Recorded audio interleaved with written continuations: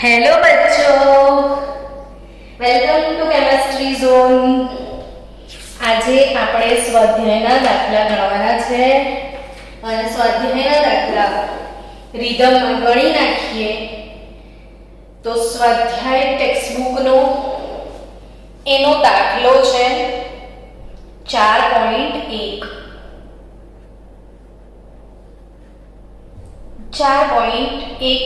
થી શરૂ કરીએ।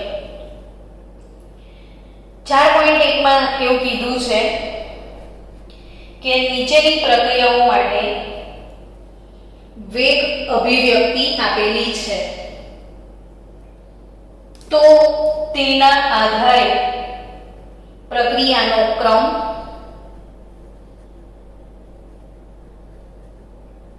અને વેગ અચળાંક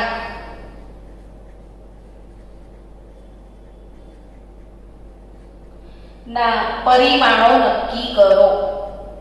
પ્રક્રિયાનો ક્રમ અને વેગ અચળાંકના પરિમાણો નક્કી કરો। પહેલું જ ક્વેશ્ચન છે 3NO gives N2O,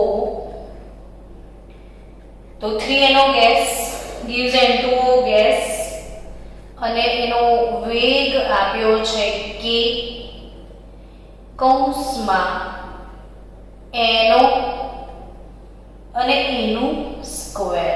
ડન। તો પ્રક્રિયાનો ક્રમ પહેલી વસ્તુ, તો પ્રક્રિયાનો ક્રમ શું થશે તો કે એનો ક્રમ કોને કહીએ છીએ તો આ જે સાંદ્રતાનો કૌંસ છે એની જે ઘાત છે એને પ્રક્રિયાનો ક્રમ કહીએ છીએ। તો અહીંયા પ્રક્રિયાનો ક્રમ શું થશે 2। પ્રક્રિયાનો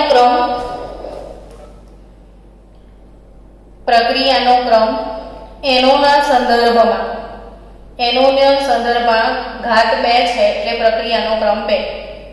હવે વેગ અચળાંક એનું પરિમાણ એટલે કે વેગ અચળાંકનો એકમ, તો વેગ અચળાંક k નો એકમ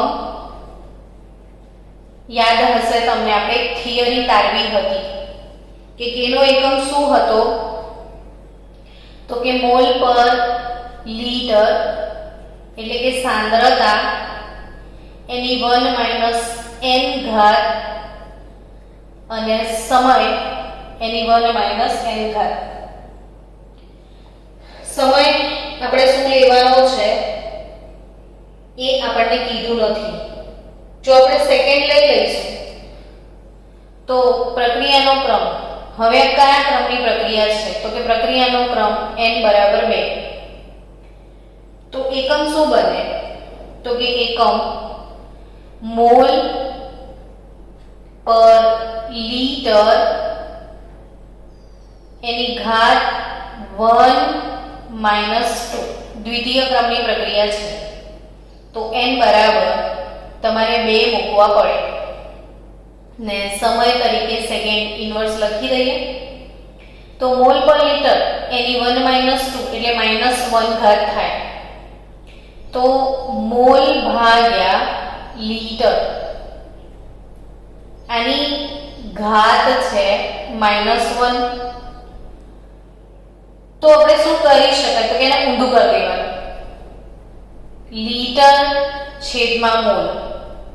તમે આ બ્રેકેટમાં જે હોય એનો ઇન્વર્સ કરી દો ને તો આ માઈનસ વાળી ઘાત પ્લસ થઈ જાય, ભણ્યા હશો મેથ્સમાં। તો મોલ ભાગ્યા લીટરની -1 ઘાત હોય તો લીટર ભાગ્યા મોલ કરો તો પ્લસ ઘાત થઈ જાય, એટલે હવે આનો યુનિટ શું થાય લીટર પર મોલ પર સેકન્ડ। એટલે પહેલો જે પ્રશ્ન છે એનો યુનિટ શું થશે લીટર પર મોલ પર સેકન્ડ। ચલો એમાં બીજો MCQ છે H2O2 aqueous 3I - aqueous 2H plus aqueous 2H2O liquid plus I3 minus તો આનો વેગ આપ્યો છે કે વેગ બરાબર k કૌંસમાં H2O2 અને I માઈનસ. તો છોકરાઓ શું કહેવાય? તો કેવું કહેવાય કે H2O2 ના સંદર્ભમાં પ્રક્રિયાનો ક્રમ કેટલો? તમે બોલી શકો, તમે જવાબ આપશો ને તો મજા આવશે, બેસી રહો એના કરતા. સ્પીકર અથવા વિડિયો ઓન કરીને આન્સર આપો કે H2O2 ના સંદર્ભમાં પ્રક્રિયાનો ક્રમ શું થશે? બોલો.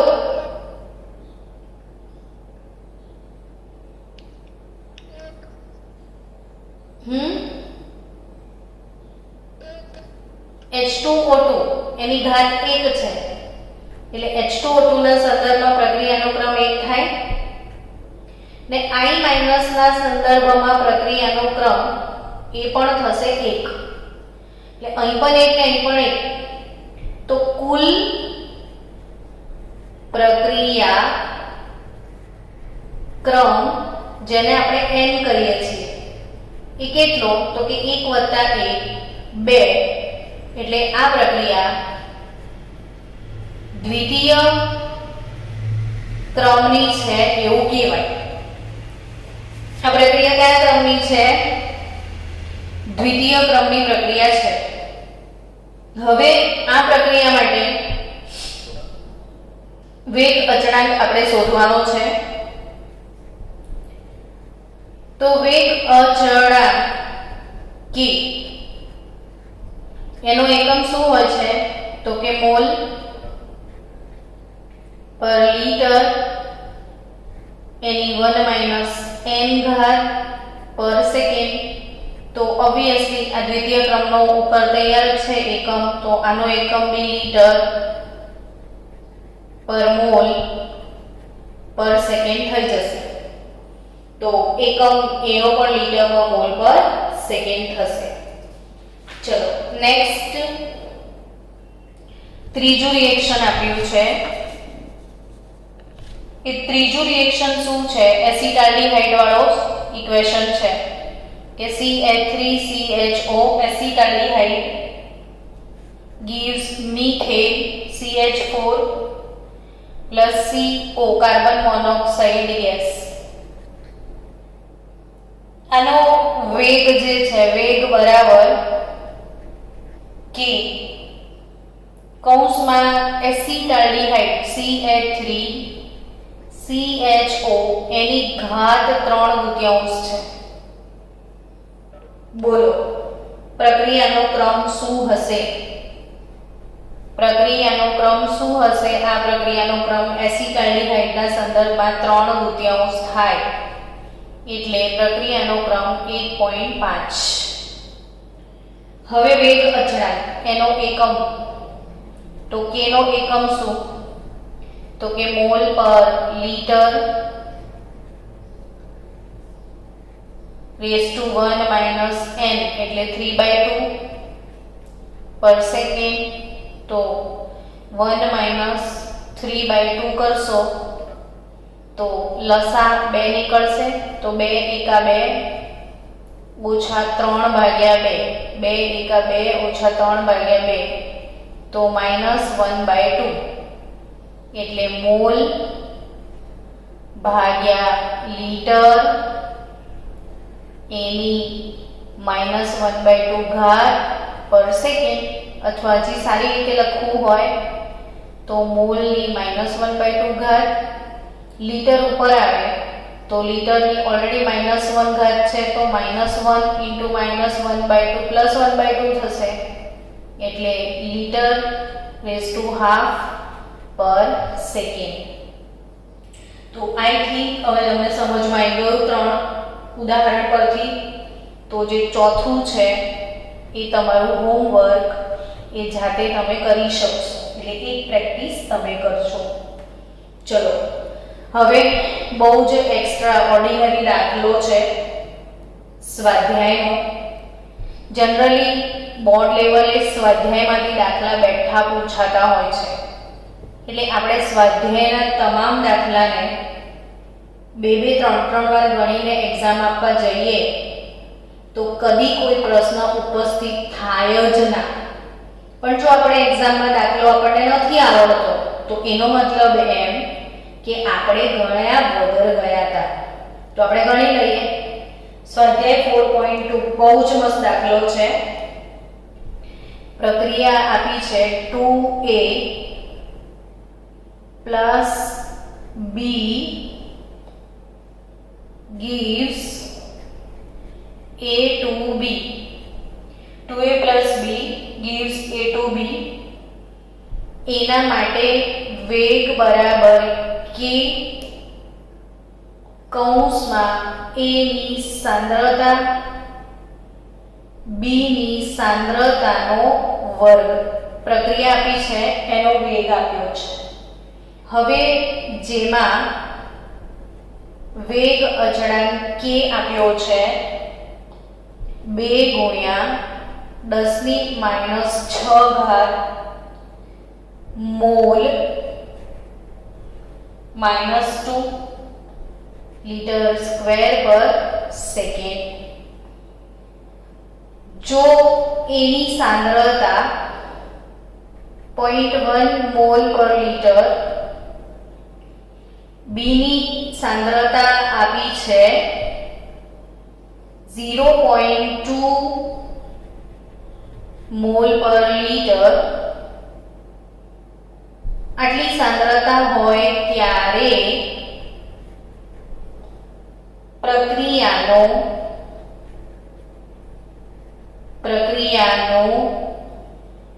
પ્રારંભિક વેગ ગણો. ત્યારે પ્રક્રિયાનો પ્રારંભિક વેગ ગણો. એની સાંદ્રતા ઘટીને 0.06 મોલ પર લીટર થાય પછી પ્રક્રિયાનો વેગ ગણો. આ બહુ જ સરસ દાખલો છે સ્વાધ્યાયનો, ને આપણા સ્વાધ્યાયનો દાખલો છે 4.2. તો 4.2 ગણીએ આપણે. એક પ્રક્રિયા આપી દીધી છે, એનો વેગ આપ્યો છે, વેગ અચળાંક આપ્યો છે, એની સાંદ્રતા છે, બીની સાંદ્રતા છે, ને પ્રક્રિયાનો પ્રારંભિક વેગ ગણો એવું કીધું છે. તો પ્રારંભિક વેગ એને આપી જ દીધું છે સમીકરણ કે ભાઈ k કૌંસમાં a b ની સાંદ્રતાનો વર્ગ. તો કેટલું સહેલું છે કે એને આટલું તો કહી દીધું છે, તો કિંમતો તો બધી દેખાય તો છે તમારી સામે કે k ની વેલ્યુ કેટલી, તો 2 ગુણ્યા 10⁻⁶ મોલ પર મોલ સ્ક્વેર લીટર સ્ક્વેર પર સેકન્ડ જેટલો આપ્યો છે કે એની સાંદ્રતા આપી છે 0.1 મોલર ને b ની સાંદ્રતા આપી છે 0.2 મોલર અને એનો સ્ક્વેર. તો આન્સર શું આવે કે 2 10⁻⁶ આ 0.1 એટલે 10⁻1 અને 0.2 એટલે 2/10, 2 નો વર્ગ 4 અને 10⁻². તો 4 ગુણ્યા 2 કેટલા થશે 8. 10⁻7 ને આપે -9 થશે. તો તમને 8 ગુણ્યા 10⁻9. હવે પ્રારંભિક વેગ, તો વેગ જે છે એનો એકમ શું થશે તો કે મોલ પર લીટર પર સેકન્ડ. તો પ્રારંભિક વેગ મોલ પર લીટર પર સેકન્ડ. એટલે પ્રારંભિક વેગ તો બહુ જ સહેલો છે કે તમને સમીકરણ આપી જ દીધું છે બાળકો કે a b નો સ્ક્વેર, તો કે a b ના સ્ક્વેરની સાંદ્રતા મૂકી દો એટલે દાખલો પૂરો. બટ એના પછીનો જે સ્ટેપ છે એ ઘણો જ ઇમ્પોર્ટન્ટ સ્ટેપ છે. જે છે એ હવે છે તો કે એને એવું કીધું છે કે 2a b 2a plus b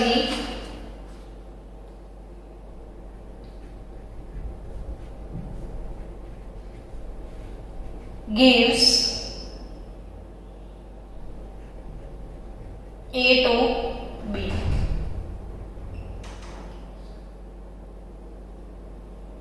To a plus b gives a to b. હવે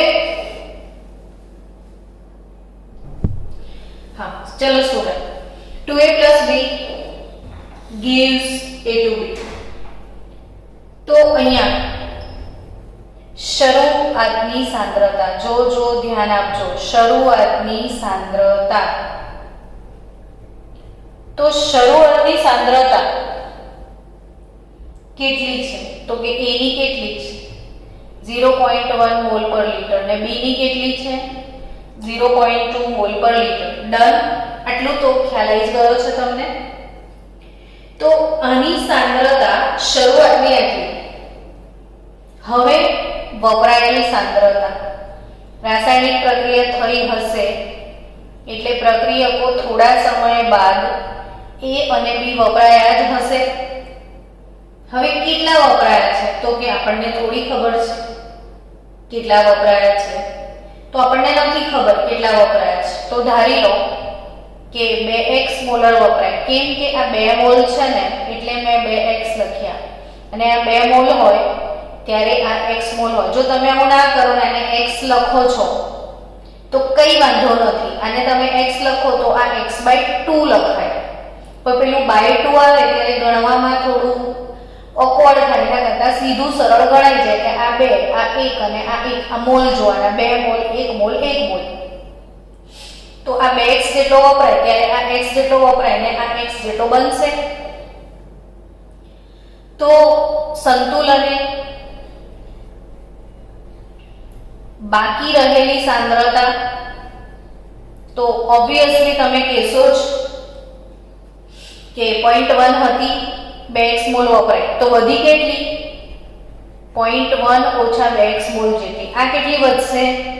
0.2 ઓછા x જેટલી. આ તો x જેટલી વધશે. ક્લિયર? હવે તમને રકમમાં આપી દીધું છે કે રકમ શું કહે છે કે જ્યારે a ની સાંદ્રતા ઘટીને 0.06 મોલર થાય ત્યારે પ્રક્રિયાનો વેગ ગણો. રકમમાં શું આપ્યું છે? concentration of A ઘટીને 0.06 મોલર થાય ત્યારે વેગ k આપણે ગણવાનો છે. તો k વેગ બરાબર k ગુણ્યા a ની સાંદ્રતા ને b ની સાંદ્રતાનો વર્ગ છે. concentration of A concentration of B નું સ્ક્વેર છે. તો concentration of A concentration of B square k આપ્યો છે. તો આ કઈ રીતે મેનેજ કરવાનું? તો કે હવે જો આને કીધું કે આ પોઈન્ટ કેટલી થઈ ગઈ છે? 0.06. એટલે સમજો કે A ની સાંદ્રતા કેટલી વધી હશે? તો કે 0.1 ઓછા 2x બરાબર 0.06 વધી છે. ઘટીને આટલી ઘટીને આટલી થઈ. તો x ની કિંમત મળી જશે તમને કે 0.1 ઓછા 0.06 બરાબર 2x. તો 0.04 બરાબર 2x. તો x બરાબર 0.02. એટલે અહીં તમારી સાંદ્રતા છે 0.06. તો અહીં કેટલી હશે? તો 0.2 માઈનસ x. તો 0.2 માઈનસ 0.02 એટલે 0.18 મોલર વધી હશે. આ કેટલી થઈ? અથવા તમે ડાયરેક્ટ બી વિચારી શકો, પણ આ રીતે 2xx તો લખવું જ પડશે, નહીં તો જવાબ ખોટો પડી જાય આપણો. તો અહીં 0.1 હતી, 2x જેટલી વપરાઈ, વધી 0.06, તો 0.1 માંથી 0.06 જાય તો 0.04, તો 2x બરાબર 0.04 આવશે. તો x બરાબર 0.02 થશે. તો 0.2 માંથી 0.02 હું હટાઈ દઉં તો 0.018 મોલર આવે. એટલે હવે k ની કિંમત ઓલરેડી આપેલી છે 2 × 10⁻6 ઘાત ગુણ્યા a ની કિંમત 0.06 મોલર ને b ની કિંમત 0.18 મોલર અને એનો સ્ક્વેર. તો ગણી નાખો સ્ક્વેર કરીને value, you will get answer 3.888 into 10⁻⁻9 mole per liter per second. તો આ થયો આપણો સ્વાધ્યાયનો 4.2 ઓવરનાવ. ચલો હવે નેક્સ્ટ દાખલા તરફ આગળ વધીએ. દાખલો નંબર 4.3. 4.3 શું કહે છે? તો એમોનિયાનું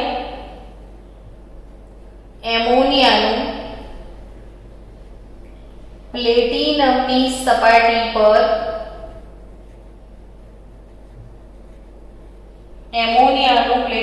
સપાટી પર વિઘટન શૂન્ય ક્રમની પ્રક્રિયા છે. શૂન્ય ક્રમની પ્રક્રિયા છે. જો k 2.5 ગુણ્યા 10⁻⁴ ઘાત, k કેટલો? 2.5 ગુણ્યા 10⁻⁴ ઘાત મોલ પર લિટર પર સેકન્ડ હોય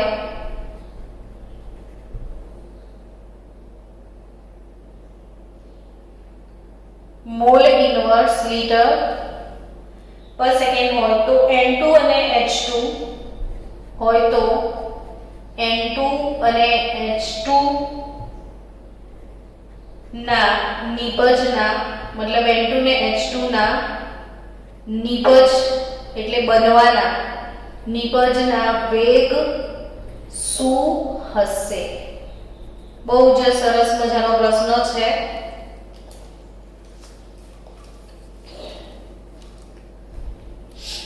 સ્ટુડન્ટ્સ, નાઇટ્રોજનનું પ્લેટિનમની સપાટી પર વિઘટન શૂન્ય ક્રમની પ્રક્રિયા છે. શૂન્ય ક્રમની પ્રક્રિયાની લાક્ષણિકતામાં મેં આ વાત સમજાવી, તમને યાદ હોય તો એમોનિયાનું 2 મોલ અમોનિયા ગેસ અને એમોનિયા ગેસનું પ્લેટિનમની જે સપાટી છે એના પર વિઘટન થાય તો આ શૂન્ય ક્રમની પ્રક્રિયા છે. Nitrogen gas plus 3 mall hydrogen gas, તો આ શૂન્ય ક્રમની પ્રક્રિયા છે ને આ શૂન્ય ક્રમની પ્રક્રિયામાં k આપી દીધો છે. તો આનો પ્રક્રિયાનો વેગ શું લખાય? તો કે પ્રક્રિયાનો વેગ બરાબર k એમોનિયાની સાંદ્રતા અને એ શૂન્ય ક્રમની પ્રક્રિયા છે એટલે ઘાત 0, સમીકરણ નંબર 1. હવે આનો વેગ કઈ રીતે લખતા હતા? તો કે વેગ આ રીતે લખતા હતા કે -1/2 d/dt of ammonia વેગ બરાબર આવું લખતા હતા ને, બરાબર d/dt of N2 is equal to -1/3 d/dt of H2 બરાબર આ વેગ બરાબર આવું લખાય -1/2 d by dt of ammonia, d by dt of nitrogen minus 1 by 3 d by dt of hydrogen is equal to k ammonia ની સાંદ્રતાની 0 ઘાત. અમોનિયાની સાંદ્રતાની 0 ઘાત મેં બંનેને કમ્પેર કરી લીધું કે વેગનું સમીકરણ 1 ને વેગનું સમીકરણ 2, તો બેને કમ્પેર કરી લો તો k અમોનિયાની સાંદ્રતાની 0 ઘાત એટલે તો k જ થઈ ગયો ને k ની વેલ્યુ આપી છે તમને 2.5 ગુણ્યા 10 ની -4 ઘાત k ની વેલ્યુ આપેલી છે. તો નાઇટ્રોજન ના ઉત્પન્ન થવાનો દર, નાઇટ્રોજનના ઉત્પન્ન થવાનો દર d by dt of N2 કહેવાય ને આ બરાબર બરાબર બરાબર બરાબર જ બધું સેમ જ જઈ રહ્યું છે.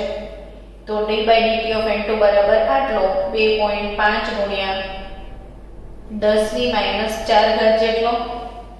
તો નાઇટ્રોજનના ઉત્પન્ન થવાનો જે દર છે d by dt of N2 એ 2.5 ગુણ્યા 10 ની -4 ઘાત મોલ પર લિટર પર સેકન્ડ.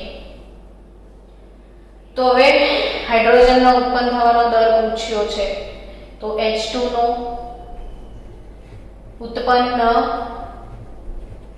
થવાનો જે દર છે એ કેટલો, તો d by dt of H2 જેટલો. તો d by dt of H2 તો આ 3 ને આ બાજુ પાર્સલ કરી દો તો 3 ગુણ્યા 2.5 ગુણ્યા 10 ની -4 ઘાત એટલે 7.25 તારી 75 થાય 7.5 ગુણ્યા 10⁻⁴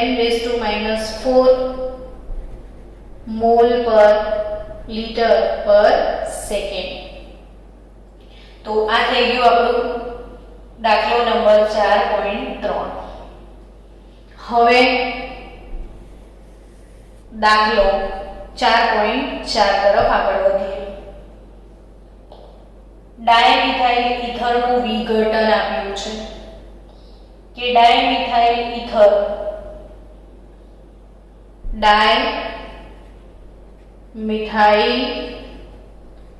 ઇથર શાંતિથી ચોપડીમાં જેટલું આપ્યું એટલું લખીએ ને બોલતા જઈને, તો બોલતા બોલતા લખીએ ને તો આપણું નોલેજ કેટલું બધું વધી જાય, કેટલા બધા શબ્દો કાને અથડાય.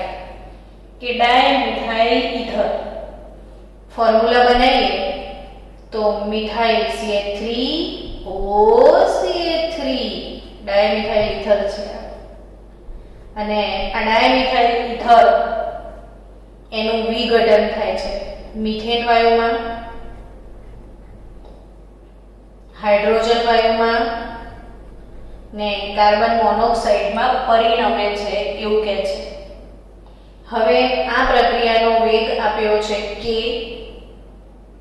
બરાબર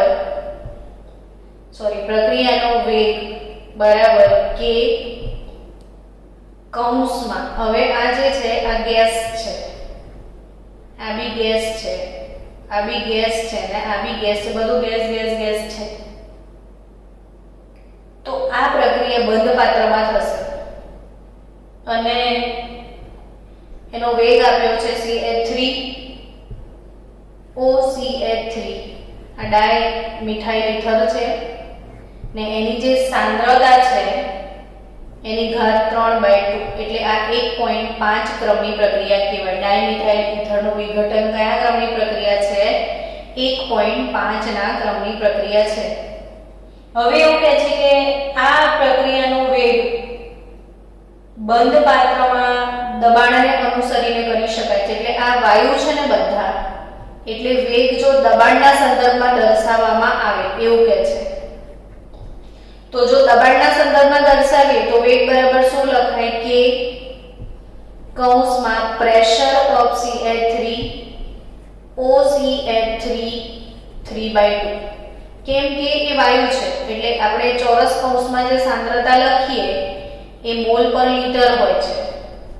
પણ એ એવું કહે છે કે એ વાયુ છે તો આપણે દબાણના સંદર્ભમાં લખીએ તો CH3P CH3O CH3 નું આંશિક દબાણ P એવું લખાય તો વેગ બરાબર k અને આના દબાણની ઘાત 3/3. હવે પ્રક્રિયાનો વેગ બંધ પાત્રમાં દબાણનો વધારો કરીને અનુસરી શકાય છે. તો વેગ અચળાંક ડાયમિથાઇલ આંશિક દબાણમાં અભિવ્યક્ત કરી શકાય તો એમ કે છે કે દબાણનો એકમ બાર લઈ લો, સમયનો એકમ મિનિટ લઈએ તો એના વેગ અને વેગ અચળાંકના એકમો શું હશે? સરસ પ્રશ્ન બનાવ્યો છે, મને બહુ ગમે છે આવા પ્રશ્નો કે જે આપણી ઝીણી ઝીણી અન્ડરસ્ટેન્ડિંગને ક્લિયર કરે છે. તો શું પ્રશ્ન છે અહીંયા બાળકો કે ડાયમિથાઇલ ઈથર એનો વેગ આપ્યો છે, વેગ એનો એકમ શું થાય? તો કે જનરલી વેગ એટલે શું? તો કે સાંદ્રતા ભાગ્યા સમય. વેગ એટલે શું? તો કે સાંદ્રતા ભાગ્યા સમય.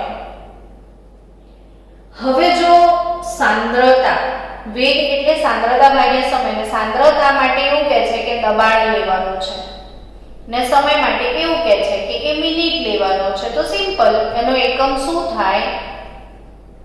દબાણ ભાગ્યા મિનિટ, ને દબાણનો એકમ પાછો 12 માં લેવાનું કીધું છે ને, તો એનો એકમ થશે 12 પર મિનિટ. તો વેગનો એકમ શું થશે? 12 પર મિનિટ. છે ને, બહુ જ સિમ્પલ દાખલો. અને આવા જ પ્રશ્નો તમને બોર્ડમાં પૂછાય 1-1, 2-2 માર્કમાં. તો ખરેખર તો ચોપડીના જ છે, પણ અઘરા એટલા લાગે બાળકોને કે આપણે બાળકો સ્વાધ્યાય કદી કરતા નથી. હંમેશા ચોપડીના સ્વાધ્યાયને જે બાળકો 100% તૈયાર કરશે એ લોકોના કેમેસ્ટ્રીમાં માર્ક્સ પણ આટલા જ હશે, 100 માંથી 100. ટેક્સ્ટબુક તમારો ભગવાન. કોણ તમારો ભગવાન? ટેક્સ્ટબુક.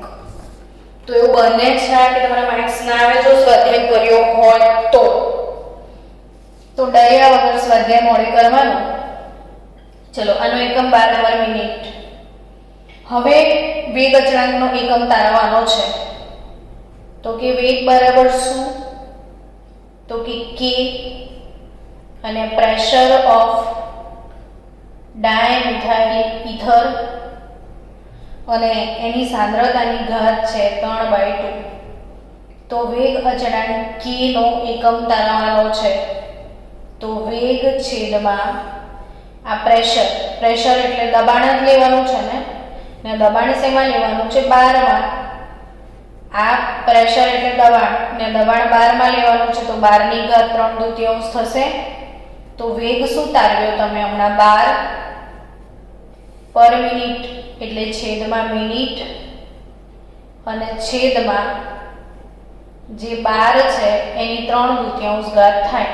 મેં કંઈ જ કર્યું નથી, કે ને સૂત્ર કરતા બનાવ્યો છે ખાલી. બોલો,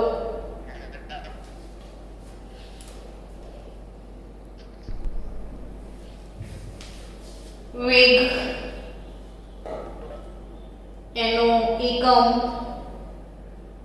શું તારવ્યો તમે? તો જે 12, અહીંયા એની 1 ઘાત છે, અહીંયા 3/2 ઘાત છે એટલે 1 ઓછા 3/2 પર મિનિટ. તો જે 12 છે એ 1 માઇનસ 3/2, તો 2 minus 3/2, તો it is -1/2. તો એકમ થશે 12 -1/2 પર મિનિટ. ડન. નેક્સ્ટ ક્વેશ્ચન જુઓ. નેક્સ્ટ ક્વેશ્ચન છે આપણો સ્વાધ્યાયમાં 4.5 અને 4.5 નંબરનો પ્રશ્ન છે પ્રક્રિયા વેગને અસર કરતા પરિબળો જણાવો.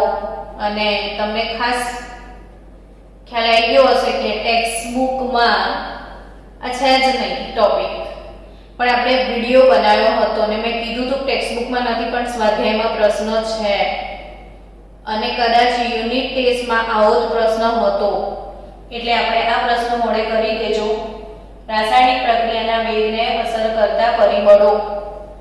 હવે આપણે આગળ વધીએ. દાખલો 4.6. 4.6 એક પ્રક્રિયકના સંદર્ભમાં પ્રક્રિયકના સંદર્ભમાં દ્વિતીય ક્રમની છે. એક પ્રક્રિયા પ્રક્રિયકના સંદર્ભમાં દ્વિતીય ક્રમની છે તો પ્રક્રિયાનો વેગ કઈ રીતે અસર પામશે જો એક પ્રક્રિયકની સાંદ્રતા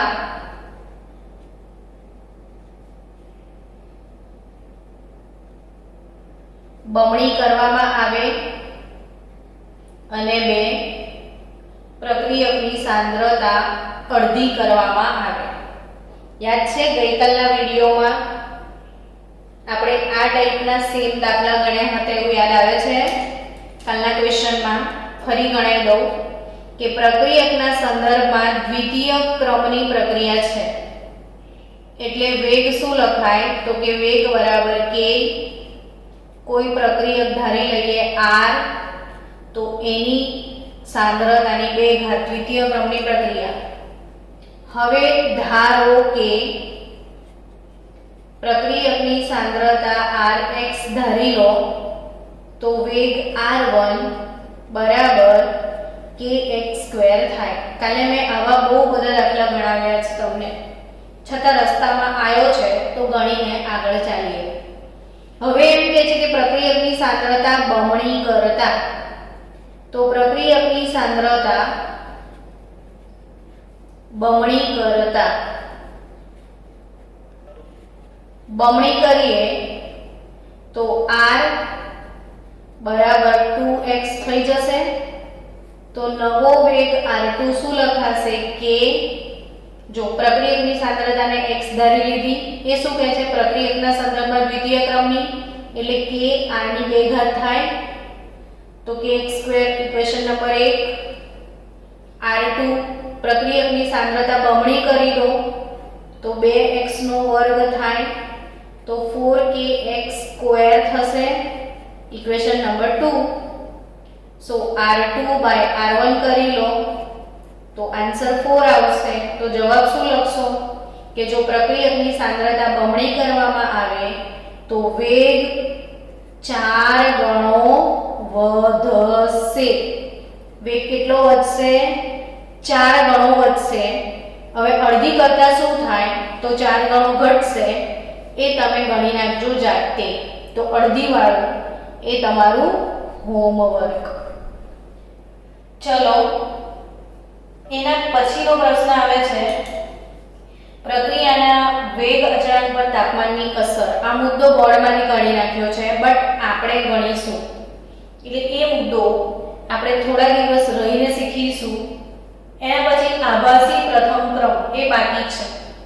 તો આવતીકાલે આપણો સ્પેશિયલ લેક્ચર હશે આભાસી પ્રથમ ક્રમની પ્રક્રિયા પર અને એના દાખલા પર. એટલે સ્વાધ્યાયના બાકીના બધા દાખલા પતી જશે. હવે આવે છે દાખલો 4.9. તો 4.9 જે મેં હમણાં ગણ્યો આપણે એ સેમ દાખલો 4.6 જેવો. તો સેમ એસ 4.6. તો આ તમે જાતે કરી લેજો. 4.6 એક પ્રક્રિયા a ના સંદર્ભમાં પ્રથમ ક્રમની ને b ના સંદર્ભમાં દ્વિતીય ક્રમની છે એવું કીધેલું છે. દાખલો 4.9 a ના સંદર્ભમાં પ્રથમ ક્રમની, b ના સંદર્ભમાં દ્વિતીય ક્રમની છે એવું કહે છે. તો એના માટે વિકલનીય વેગ સમીકરણ શું લખાય? તો કે વેગ બરાબર k a ની સાંદ્રતાની 1 ઘાત b ની સાંદ્રતાની 2 ઘાત. થઈ ગયો વિકલનીય વેગ સમીકરણ. પહેલો પ્રશ્ન તો સોલ્વ થઈ ગયો. બીજો પ્રશ્ન શું કહે છે કે b ની સાંદ્રતા 3 ગણી કરવામાં આવે તો વેગ પર કેવી રીતે અસર થશે, ને a અને b બંનેની સાંદ્રતા બમણી કરવામાં આવે તો વેગ પર કઈ રીતે અસર થશે. તો આવા ઘણા બધા દાખલા આપણે ગણ્યા, એટલે તમે એટલું જાતે કરજો, આવડી જશે. હવે 4.9 પછી 4.10 ગણાઈ દીધો, 4.11 થઈ ગયો, 12 થઈ ગયો, 13 થઈ ગયો, 14 થઈ ગયો, 15 થઈ ગયો, 16 થઈ ગયો, 17 થઈ ગયો, 18 થઈ ગયો, 19 થઈ ગયો, તો 20 પણ થઈ ગયો, 21 બી થઈ ગયો. એટલે હવે આપણે 22, 23, 24, 25, 26 અને 30 સુધી રહ્યા છે. એ દાખલાઓ તાપમાન પર આધારિત છે ફક્ત. તો તાપમાનવાળી થિયરી સાથે એ દાખલા થશે એટલે આખો સ્વાધ્યાય પતશે. તો આવતીકાલે મળીશું આપણે ફક્ત અને ફક્ત આભાસી પ્રથમ ક્રમની પ્રક્રિયા સાથે. તો મળીએ કાલે.